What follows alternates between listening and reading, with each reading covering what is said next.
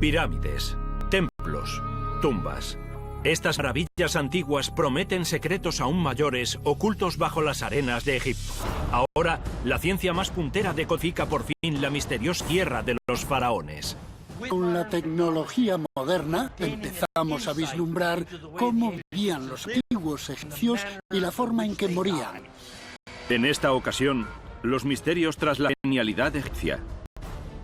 ¿Pueden explicar los científicos estas extrañas marcas en el desierto vistas desde el espacio?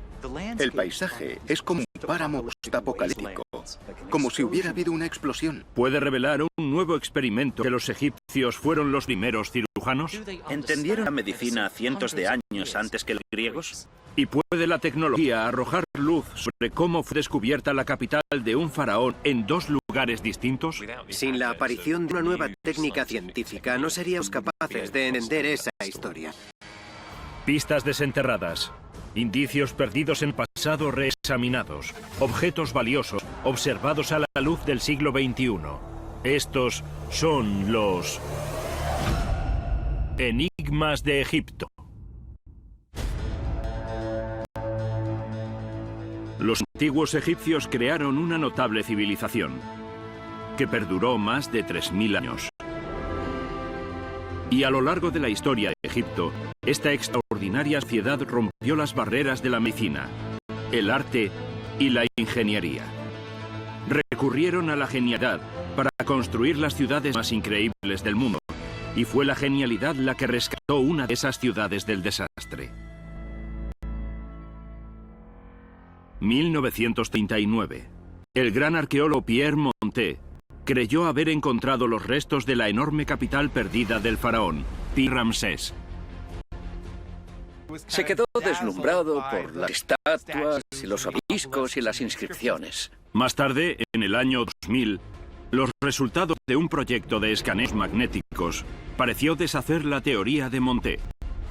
Muestran la ubicación de la ciudad a más de 30 kilómetros. ¿Cómo pueden estar relacionados estos dos lugares separados por tantos kilómetros? Tanis, al noroeste del delta del Nilo. El arqueólogo francés Pierre Montet se maravilla ante los increíbles monumentos descubiertos, todos dedicados a uno de los faraones más importantes. A su alrededor no deja de ver monumentos dedicados a Ramsés II. Su nombre y su imagen están por todas partes. Durante 30 años se creyó que Montet había encontrado la capital perdida de Pi-Ramsés, hasta que los expertos cuestionaron sus hallazgos. En realidad no intentó confirmarlo basándose en la cerámica, en pequeños detalles que nos guían científicamente la datación del lugar. A finales de los 60, los arqueólogos empezaron a examinar los pequeños objetos encontrados en el lugar. Sorprendentemente, ninguno es de la época de Ramsés II. Son de 1000 años antes de nuestra era, 2 siglos después de su reinado. Ahora los arqueólogos se preguntan si el gran Montet se habría equivocado. Algunos llegaron a la conclusión equivocada de que esa era la ciudad. La búsqueda de Pi-Ramsés empieza de nuevo. Para los arqueólogos, la atracción que ejerce esta ciudad perdida es irresistible. Una gran capital, elogiada en la antigua poesía y nombrada en la propia Biblia. Era una ciudad enorme. Se ha sugerido que tendría unos 30 kilómetros cuadrados, como Manhattan o más. Es una enorme y floreciente metrópolis. Templos, palacios, obeliscos, estatuas colosales. Era un monumento al poder y a la autoridad de Ramsés II. Los egiptólogos vuelven a examinar las pruebas. Montet tenía solo una pista de la localización de Pi-Ramsés, un antiguo himno dedicado a la gran capital. Solo nos dice que está en el brazo más oriental del Nilo, en el delta del Nilo, pero no nos da su ubicación exacta. El Nilo desemboca en el Mediterráneo al norte de Egipto. Aquí el delta del río se divide en muchos brazos. Los geólogos saben que muchos de ellos se han secado y cambiado de posición con el tiempo. Cuando buscamos la localización de Pi Ramsés, tenemos que fijarnos no solo en los brazos del río que existen ahora, sino en los brazos que es posible que hayan existido en el pasado y que ahora están secos. Monté buscó a lo largo de una extensión del Nilo, conocida como brazo tanítico. Creía que era el más oriental del delta descrito en el antiguo himno. Pero 30 años más tarde, unos geólogos estudiaron mapas del contorno. Buscaron entre las cordilleras y los valles pruebas de antiguos brazos. Se sorprendieron al descubrir otro brazo seco del delta del Nilo, incluso más al este, el brazo pelusiaco, a 30 kilómetros de Tanis, cerca de la ciudad moderna de Cantir. 1970. Los arqueólogos empiezan a excavar cerca de la ciudad, descubriendo miles de pequeñas pero cruciales pistas. La cerámica encontrada en la zona se remonta a la época de Ramsés II. Los restos y los objetos de la vida diaria son los que te cuentan la verdadera historia. Ahora, los egiptólogos hacen una pregunta intrigante. ¿Podrían ser estos pequeños hallazgos pruebas de que la ciudad de Pi Ramsés está a 30 kilómetros de donde Monté crea? Entonces, hacen otro hallazgo extraordinario. Lo más intrigante es que tenemos pruebas de una estatua colosal de Ramsés II en el campo de un granjero. Y esto lleva a los arqueólogos a querer investigar más ese lugar. Otra pista que indica que podría ser Pi Ramsés. Los arqueólogos necesitan investigar en profundidad. Utilizan magnetómetros de mano para llevar a cabo el escaneo subterráneo más grande en la historia de la egiptología. Los resultados son impresionantes. Apareció una capital antigua entera, casi al instante. Una red de antiguas calles y cimientos de edificios, todos de la época de Ramsés II. Pero hay un problema. Si los cimientos de la capital están aquí en Cantir, ¿por qué Monté descubrió los grandes monumentos de Ramsés II a 30 kilómetros en Tanis? Una vez más, los cambios a largo plazo en el delta del Nilo podrían tener la clave. El brazo en el que estaba ubicada Pi Ramsés, el brazo pelusíaco, empieza a llenar de fango a medida que sube. Así que al final, eso hace que ya no sea un buen puerto. Sin un río que fluya, la ciudad no podría prosperar. El puerto ya no podía usarse. No había manera de que el comercio llegase hasta allí. Así que la ciudad fue a menos debido a la falta de ingresos. 150 años después de que se construyese Pi Ramsés, los egiptólogos creen que su fortuna empezó a sufrir cuando el brazo pelusíaco del Nilo se secó. Ahora los expertos proponen otra teoría, que los egipcios movieron los edificios y las estatuas a 30 kilómetros al oeste hasta Tanis, la antigua ciudad que descubrió Monté. Parece una tarea imposible, pero los expertos saben que los egipcios ya lo habían hecho antes. Por supuesto, estaban muy acostumbrados a esto. Los colosos de Memnón de Amenhotep III se trasladaron desde las canteras de El Cairo hasta Luxor. Pesaban 800 toneladas y son 643 kilómetros. No es raro que los egiptólogos encuentren monumentos de un periodo anterior en un contexto más reciente. Los egipcios reciclaban mucho. Pero es un proyecto de reciclaje a una escala inimaginable. Algunos de los obescos pesan 1000 toneladas. Tuvo que estar implicada una parte muy importante de la población. Había sido el gran evento de la época en Egipto. No sabemos cuánto tiempo tardaron. Seguramente iría seleccionando los monumentos de la ciudad. Es una tarea formidable, una tarea extraordinaria, mover todas esas piedras tanta distancia. Es un esfuerzo casi sobrehumano por parte de los antiguos egipcios, pero de hecho les ahorraría tiempo y esfuerzo. La alternativa habría sido construirlos desde cero. Y eso implicaría volver a sacar la piedra de las canteras y trasladarla desde allí, que estaban a mucha más distancia de la que separa a Tanis de Pi Ramsés. Era mucho más barato tratar de modernizar monumentos antiguos. En Pi Ramsés es probable que se necesitasen 1000 de hombres para mover estos grandes monumentos hasta Tanis y volver a colocarlos. Es la gran revivificación de una ciudad que vuelve a florecer, aunque en un lugar diferente. Este asombroso logro implica que 5000 años después no era Pi Ramsés lo que descubrió Monté, sino una nueva ciudad construida con piedra de otro lugar, transportada desde la gran capital. El descubrimiento de Monté fue en realidad la prueba de cómo los egipcios llevaron a cabo una de las mayores hazañas de la ingeniería del mundo antiguo.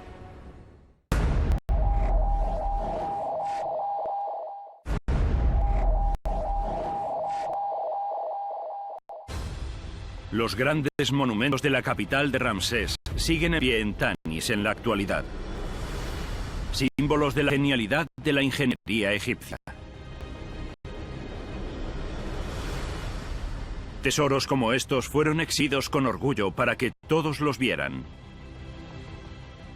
Pero muchas maravillas desconocidas aún se encuentran bajo la arena. Y no las buscan solamente los arqueólogos.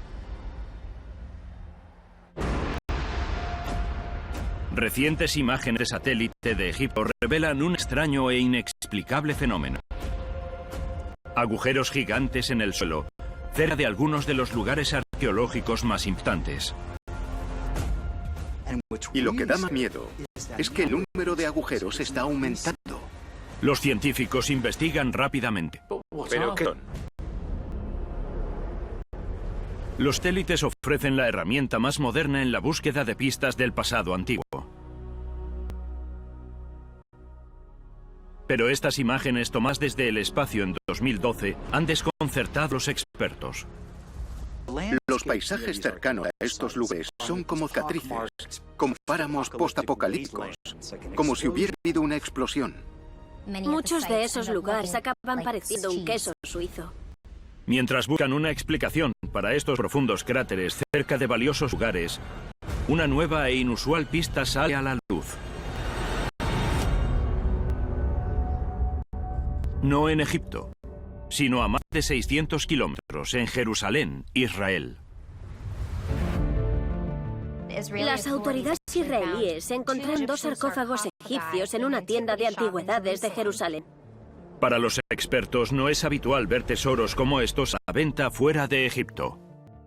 No es algo inaudito que se vean objetos egipcios de Israel. Sin embargo, un sarcófago grande no es algo común en Israel. Los 2 objetos habían sido tratados con poco cuidado. Ambos habían sufrido daños irreparables.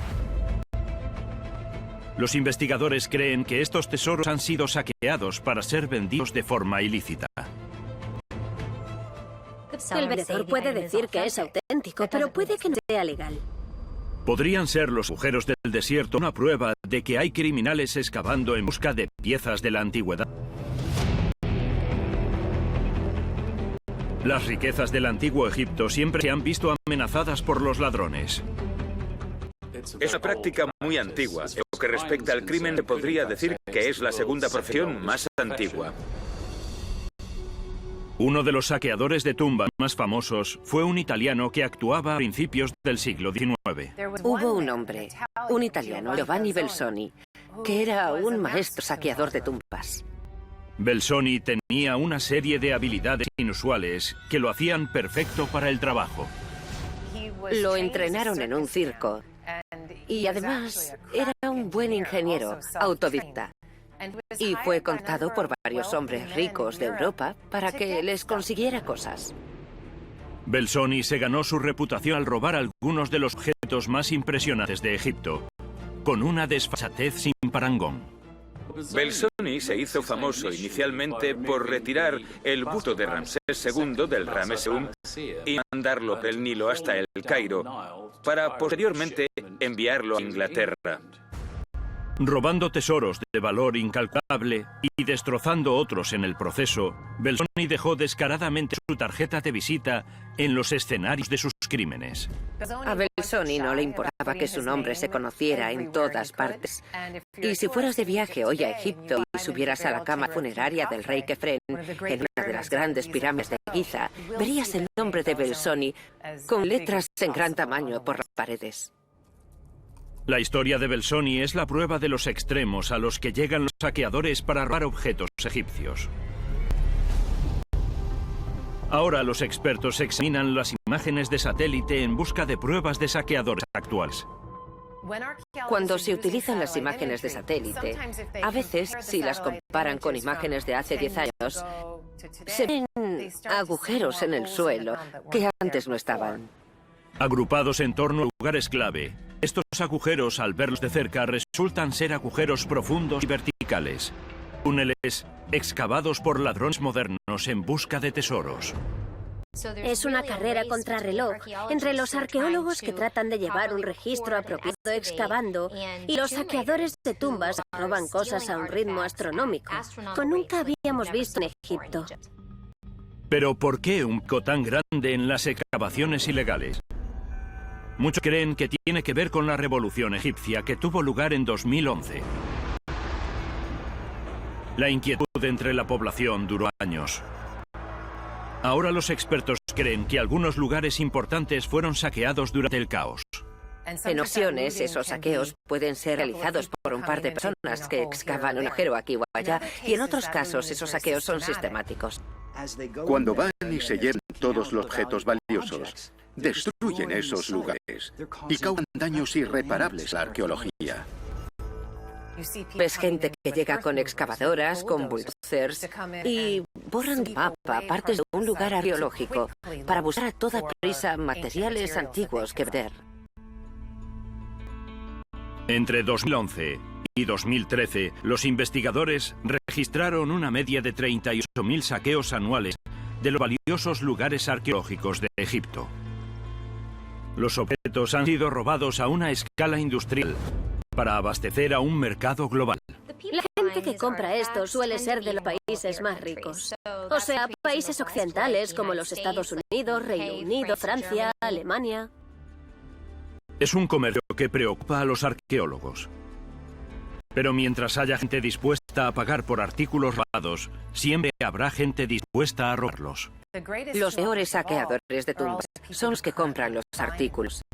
Cuando esa demanda desaparezca, ya no habrá saqueos.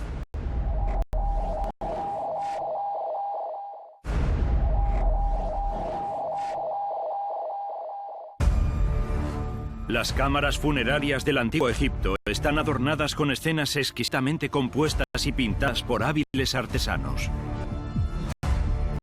Estos artistas también eran químicos expertos que experimentaban para crear colores extraordinarios. Solo ahora, la ciencia moderna empieza a entender sus ingeniosas fórmulas y a descubrir algunas propiedades sorprendentes.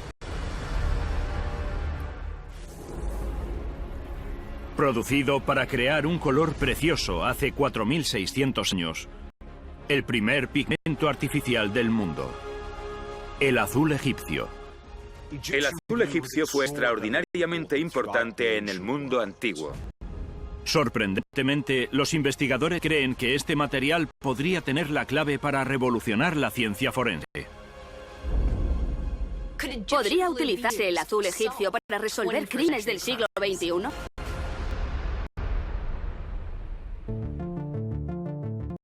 Para los antiguos egipcios, el azul era un color sagrado. Tiene connotaciones como el color de la fertilidad, de la creación, de todo lo relacionado con el cielo que veían sobre ellos.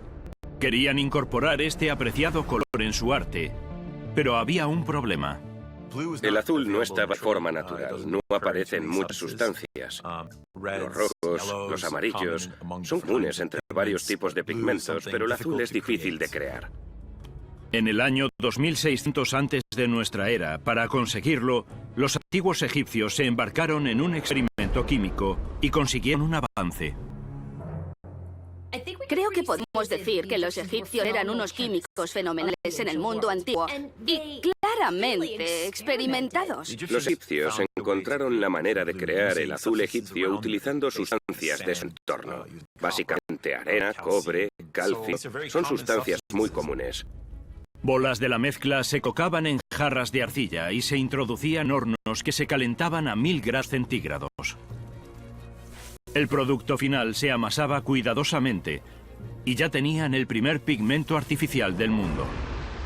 Su nombre químico es tetrasilicato de calcio y cobre. El color es un azul llamativo. Eran increíblemente ingeniosos y básicamente no había un problema que no pudieran resolver a base de tenacidad y la utilización de los recursos que tenían. Este color llamativo sorprendió al mundo antiguo, pero ahora, miles de años más tarde, son las cualidades ocultas de azul egipcio las que emocionan a los científicos forenses.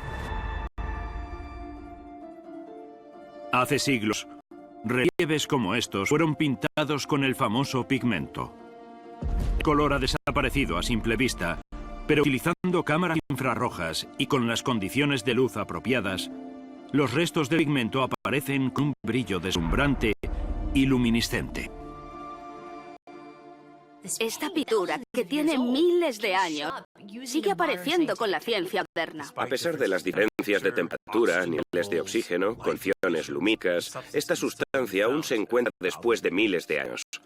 Los antiguos egipcios, al crear este color azul que tanto deseaban obtener, se tropezaron en realidad con algo extraordinariamente duradero. Aunque no esté ahí a simple vista, varios milenios más tarde aún es detectable. 2016. A un equipo de investigadores de la Universidad de Curtin en Perth, Australia, se le ocurre una idea. ¿Podrían las cualidades de luminiscencia y durabilidad del azul egipcio ser la clave para resolver un problema de hace años en el campo forense de las huellas dactilares? Podría ser un punto de inflexión en la ciencia forense.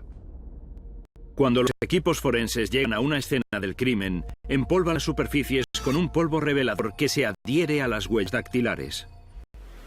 Los polvos tradicionales para revelar huellas se hacen, por ejemplo, con resina de plantas u hollín.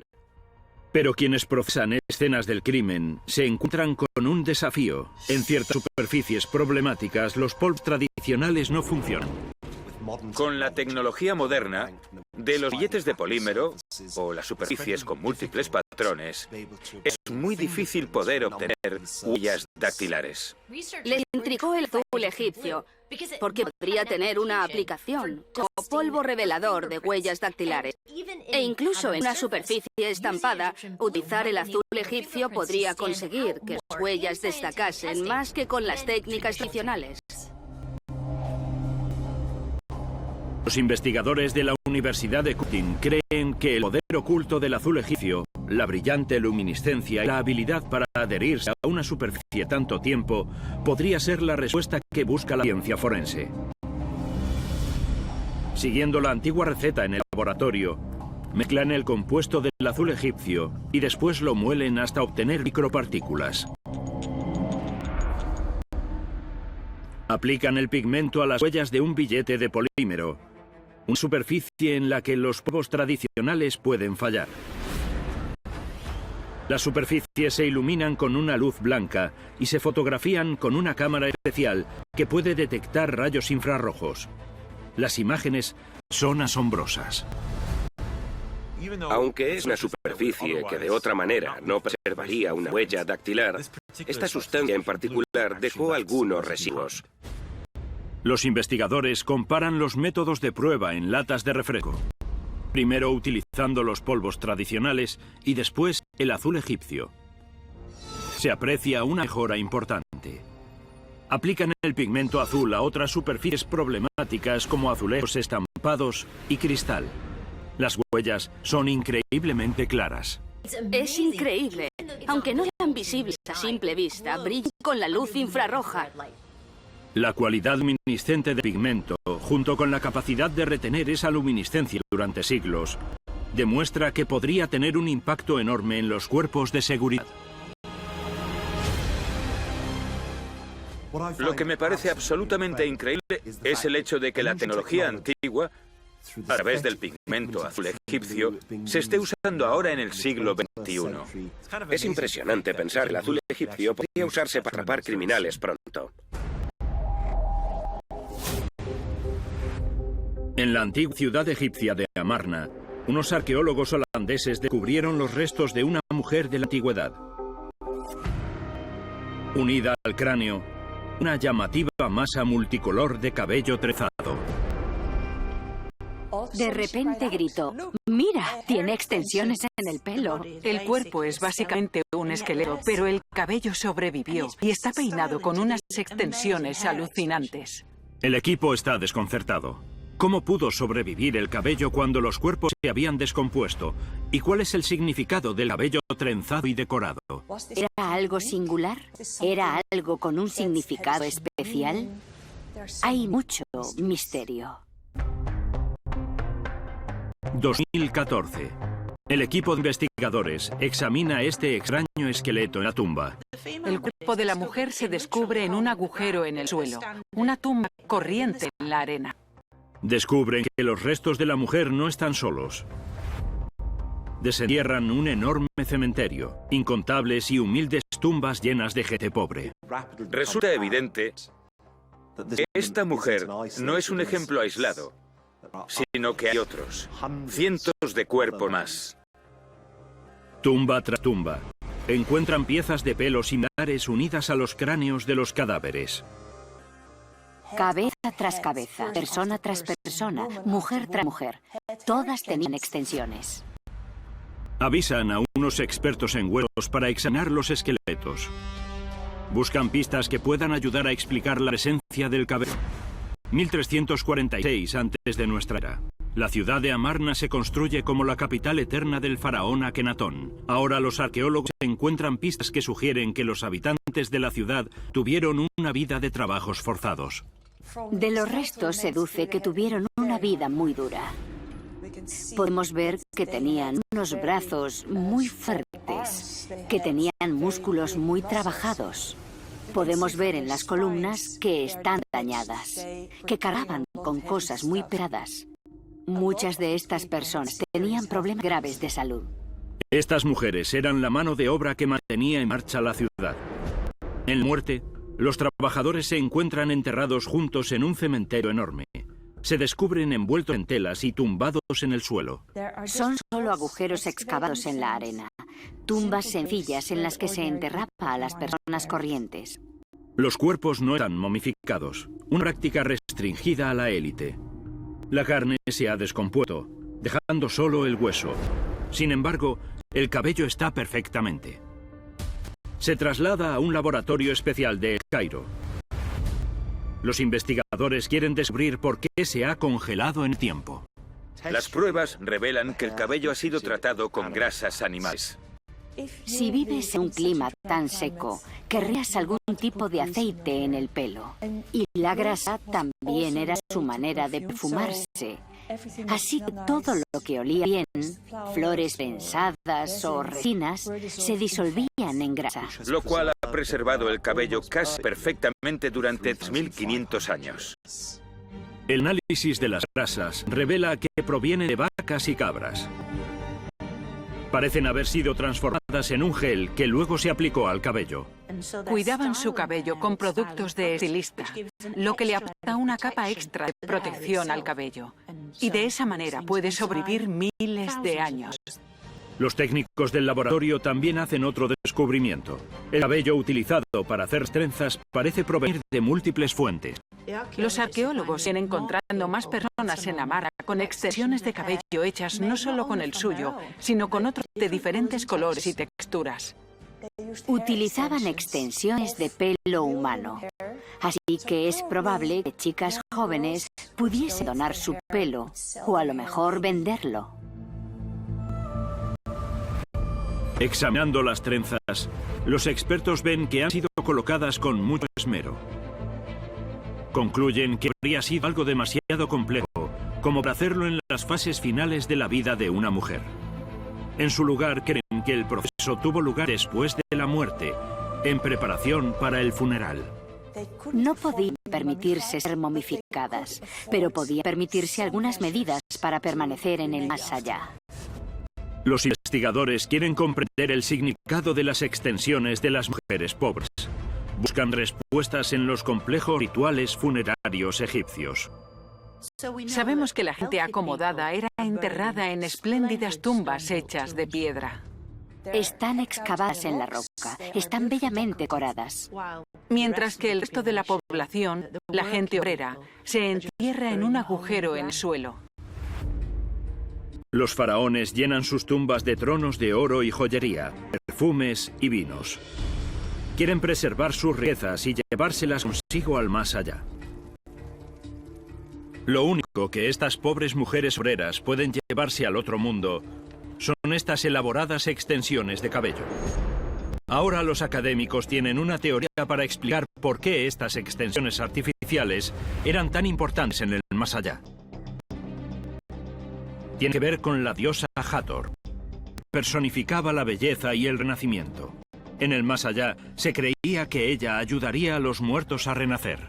Hathor era la diosa de la femineidad, pero también tenía su papel como diosa de los muertos. Es significativo que fuese recordada en la antigua mitología egipcia por su distintivo y precioso cabello. La diosa Hathor, una figura maternal a la que llamaban la al cabello precioso. La señora del cielo, si te veía como uno de los suyos, tendrías una gloriosa vida en el más allá. Las mujeres de Amarna podrían haber usado su único recurso para atraer la atención de su diosa. Es posible que esas mujeres utilizasen las extensiones de cabello para verse relacionadas con ella en su transformación en el otro mundo. Ahora los egiptólogos creen que las mujeres de Amarna pasaban por este sencillo ritual de belleza post-mortem para estar lo más bellas posible para su vida eterna en el más allá. El cabello y la belleza eran muy importantes para los antiguos egipcios. Tener la mejor apariencia lo era todo. La gente quería estar guapa. Hacían lo posible por estarlo, en la vida y en la muerte. La manera en la que querían vivir en el más allá era la manera en la que eran enterrados. Las trabajadoras pobres de Amarna no tenían las vastas riquezas que llenaban las tumbas de los faraones. El poco dinero que tenían lo utilizaban para comprar una peluca o unas bonitas extensiones para conseguir que la diosa Hathor les reconociese y les diese la bienvenida al otro mundo.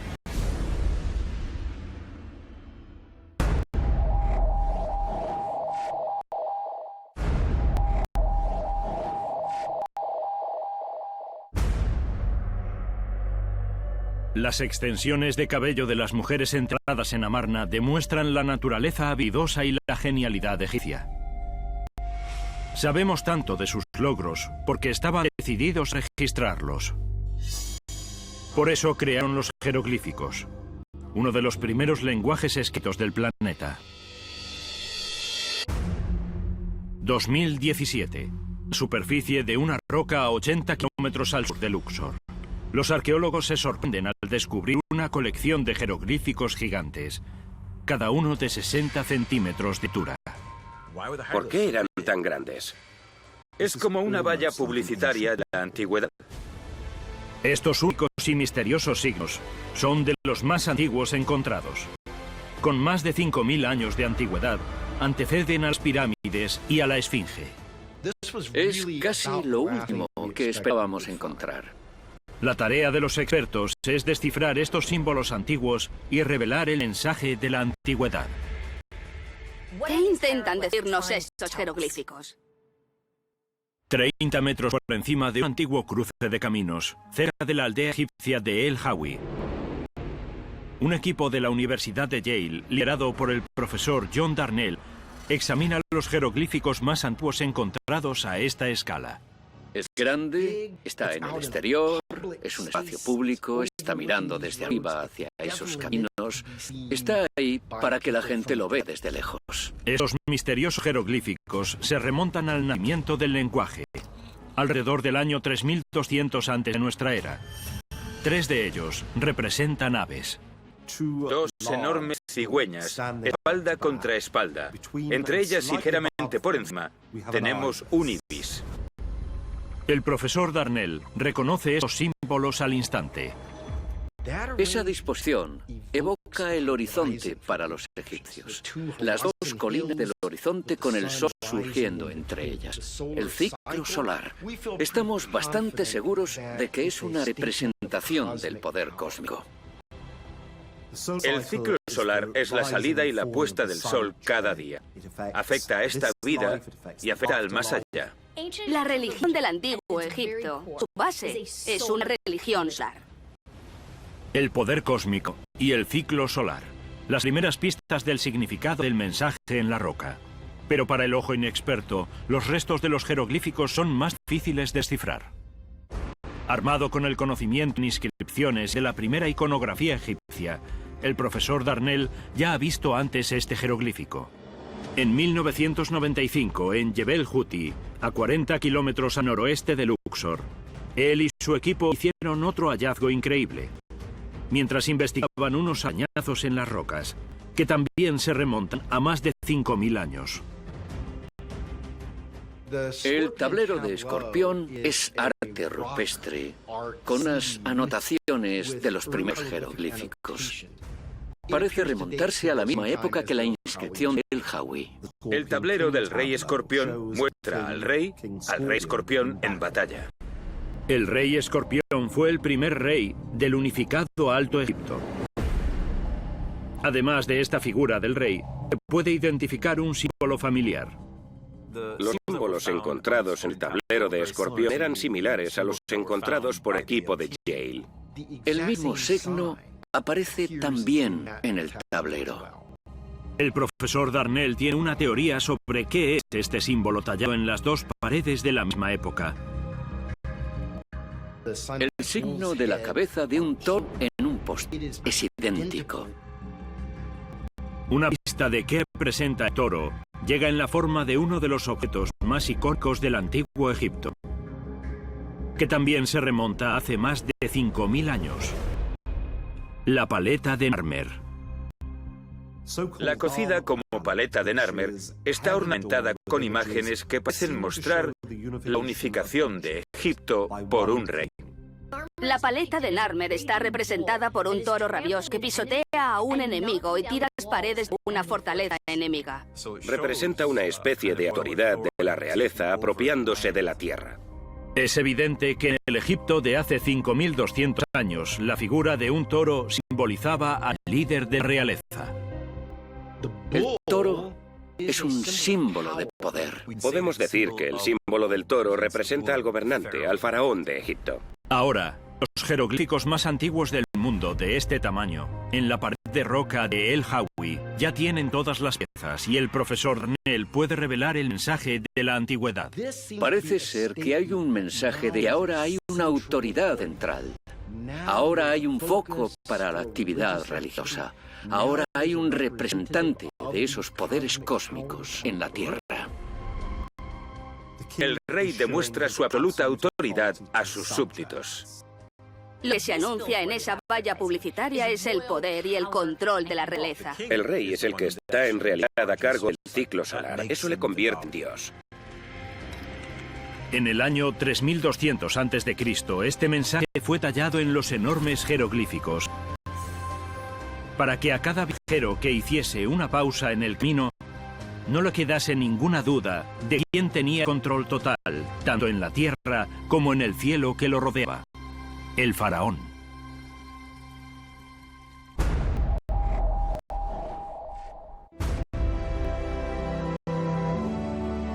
Una vez descifrado el código del jeroglífico, todos los aspectos de la cultura egipcia se iluminaron.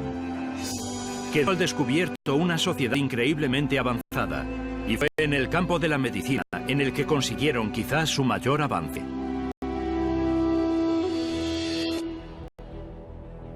El descubrimiento de una momia con un dedo del pie de madera emocionó a los arqueólogos.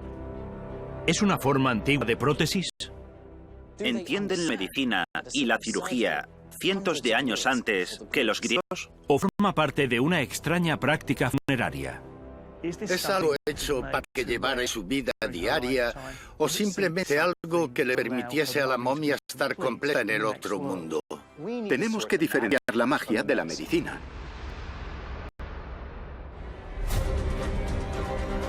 Este curioso objeto fue descubierto en una tumba al oeste de Luxor. El dedo de madera se encontró unido al pie de una momia femenina y tiene casi 3.000 años.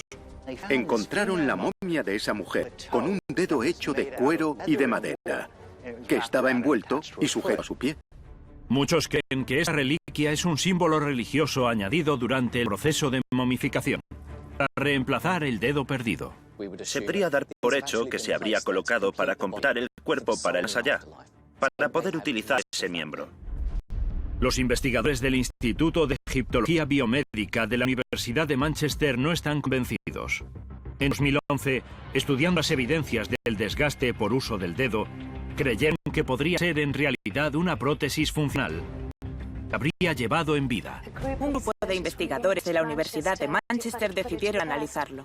Encontraron 2 voluntarios. Estos voluntarios habían perdido el dedo pulgar del pie. Los técnicos construyeron una réplica de dedo de madera de la momia y se lo colocaron a los voluntarios. Iniciaron una serie de pruebas para registrar sus movimientos. Si el dedo era un éxito, sería la prótesis funcional más antigua jamás descubierta. Demostrarán los resultados del experimento que los conocimientos médicos egipcios estaban muy por delante del resto del mundo antiguo. ¿Podría el descubrimiento del dedo de una momia señalar la dirección correcta? Los egiptólogos también examinan papiros médicos antiguos que aparecieron a mediados del siglo XIX, cuando el mercado negro estaba en auge. Algunos de estos documentos apuntaban que los médicos egipcios poseían unos conocimientos médicos mucho más avanzados de lo que nunca imaginamos. Los detalles de los papiros muestran que los antiguos egipcios tenían un profundo entendimiento del cuerpo humano. Demuestran que los egipcios entendían cosas como que el corazón bombea fluidos por el cuerpo, entendían la anatomía, entendían ciertos órganos, entendían el cuerpo humano seguramente mejor que cualquier otra civilización antigua. Un documento conocido como el papiro Edwin Smith revela un avanzado conocimiento médico de los egipcios. Básicamente, es un manual para víctimas de traumatismos. Muestra que los egipcios utilizaban técnicas similares a las de los médicos modernos para tratar traumatismos. Los egipcios tenían un buen conocimiento de la práctica de la medicina, de la cirugía, sobre todo en lo relativo a la ortopedia y daños en los huesos. Si la herida era profunda, entonces la cosían. De hecho, eran muy buenos cosiendo heridas. Los expertos se dan cuenta de que utilizaban herramientas comparables a las que se utilizan en la cirugía moderna. Si vas a una tumba o a un templo y ves herramientas de un equipo médico, en muchos casos son las mismas que utilizamos hoy. Los egipcios estaban a la cabeza en lo relativo a entender cómo funciona el cuerpo humano. De vuelta en la Universidad de Manchester, los egiptólogos quieren poner estas habilidades médicas documentadas a prueba. Se les pide a los voluntarios que caminen 10 metros, llevando unas sandalias de estilo egipcio antiguo. Primero con la réplica de la prótesis y después sin ella. Los resultados son sorprendentes. Ayudó a que los 2 voluntarios se equilibrasen, así que podría haberse utilizado. La réplica del dedo artificial hizo que a los voluntarios les fuese más fácil caminar con sandalias de estilo egipcio. Ese dedo es en realidad una prótesis funcional. Fue fascinante. Nos quedamos alucinados. El dedo pudo efectivamente funcionar como prótesis mientras vivían. Los expertos creen que el dedo artificial fue utilizado en la vida diaria para ayudarle a caminar. Además, el tamaño fue reajustado a medida que ella se fue haciendo mayor. Estaba ahí para ayudarle con el equilibrio, para devolverle sus funciones. Lo que esto nos dice es que la medicina del antiguo Egipto era mucho más avanzada de lo que nunca imaginamos. Tecnológica, científica y médicamente. Los antiguos egipcios estaban muy avanzados, y esta es la prótesis funcional más antigua jamás encontrada. Este increíble objeto y las pistas de los antiguos papiros revolucionan por completo nuestras suposiciones sobre la medicina en la antigüedad. Pensamos en civilizaciones antiguas y tendemos a pensar que estaban muy atrasadas. No, los egipcios eran una de las civilizaciones más avanzadas en cuanto a medicina. Hace 2500 años, superando por mucho a sus contemporáneos, los egipcios establecieron las bases de lo que más tarde se convertiría en la medicina moderna.